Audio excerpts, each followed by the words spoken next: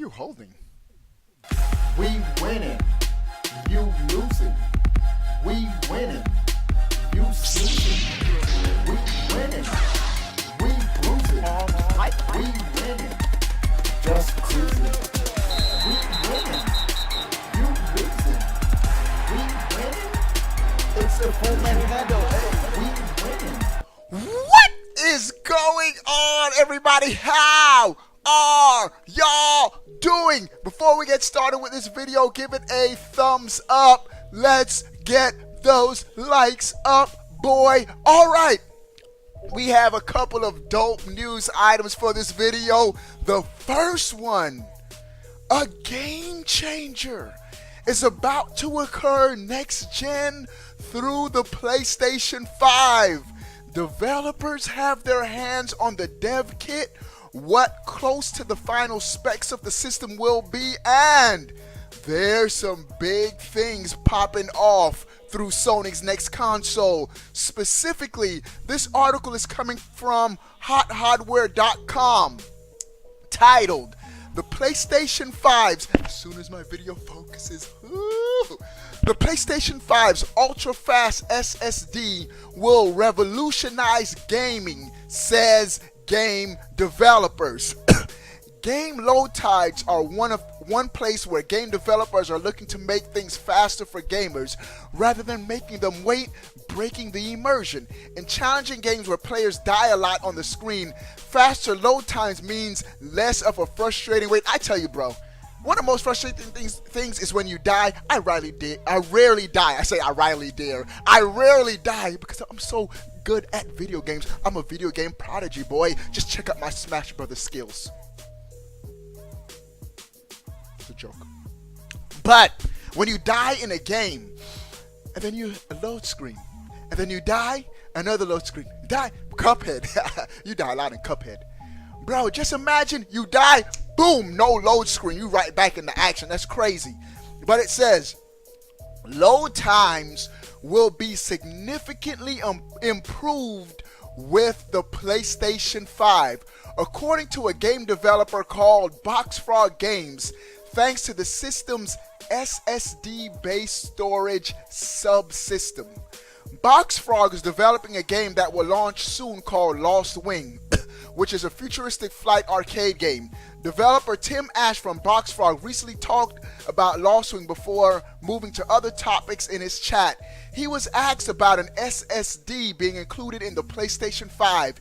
He said that the inclusion of the SSD was a bigger deal than people realize. Ash noted that when he plays Lost Wing, there is a lot of respawning, therefore a lot of reloading. Ash also noted that the game is very prompt on load times after the initial load.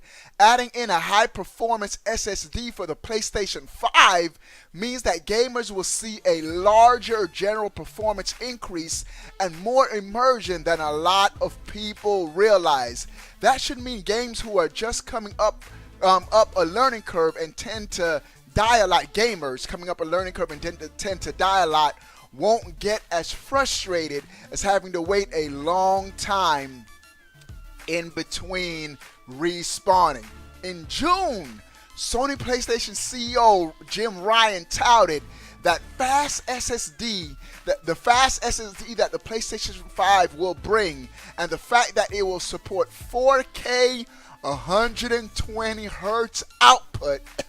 Pricing on the PlayStation 5 is a mystery. Sony has only said that the price will be appealing. Given the advanced feature set the PlayStation 5 will offer. Given the advanced feature set the PlayStation 5 will offer. We can't read today. We do know that the PlayStation 5 will use the AMD hardware inside, specifically a Zen 2 based CPU and Navi graphics of some sort. And so the nutshell of the article is saying the PlayStation 5 is going to have some kind of SSD subsystem to where load times are going to be either significantly reduced or non-existent. Just imagine games that don't have load times at all. I'm telling you, man, next generation, I'm going to be eyeing what both Xbox and Sony does. And I think next generation, it's going to matter less and less what piece of plastic you pick up. More games are adopting cross-play. You're still going to have your exclusives. Each platform is definitely going to have their exclusives. Microsoft is investing in a lot of studios. Sony's investing in studios. But at the end of the day, I want to see what the specs of both systems. I'm telling you, man, Nintendo, I pick up Nintendo systems day one. With Sony and Microsoft, I want to see the hardware, the exclusives. This generation, last generation, I was on my Xbox 360 heavy, bro, because most of the third-party games ran better, looked better.